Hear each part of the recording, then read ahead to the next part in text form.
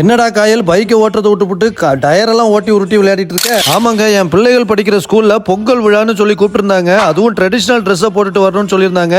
ரொம்ப ஹாப்பியா நாங்க எல்லாரும் ட்ரெடிஷ்னலா ட்ரெஸ் பண்ணிக்கிட்டு ஸ்கூலுக்கு போனோம்.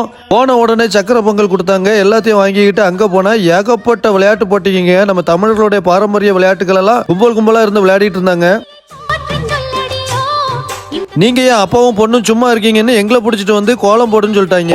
42 வருஷத்துல கோலம்னா என்னன்னு பார்க்க தான் செஞ்சிருக்கேன், போட்டு பார்த்ததே கிடையாது. பொம்பளை பிள்ளைய பார்த்தா கவலையே பட வேண்டாம்னு சொன்னது இன்னைக்கு தாங்க எனக்கு யூஸ் ஆச்சு. அப்பா நான் பாத்துக்கிறேன், நீங்க வாங்க நம்ம 2 பேரும் சேர்ந்து கோலம் போடுவோன்னு கூட்டிட்டு போயிட்டான். இருமா, அதுக்குள்ள நான் டயர் உருட்டி விளையாடிட்டு வந்துடுறேன். எனக்கு பிடிச்ச சின்ன வயசு விளையாட்டு அப்படின்னு சொல்லிட்டு போய் நான் டயரையும் உருட்டினேன். நம்ம தான் அப் அண்ட் டவுன் சூப்பரா ட்ரிப்பு போவோமே, அது மாதிரி டயரை உருட்டி ட்ரிப்பு போற ஞாபகத்துல டயரை உருட்டிட்டு போட்டு இருந்த எல்லா கோட்டுக்கு திரும்பி வந்துட்டேன். அப்புறம் வந்து பார்த்தா நாங்க போட்ட கோலத்துக்கு சிஸ்டர்ஸ் எல்லாம் செகண்ட் பிரைஸ் கொடுத்தாங்க. கேர குடும்ப உறுப்பினர்கள் ஒவ்வொருவருக்கும் இனிய பொங்கல் நல்வாழ்த்துக்கள்.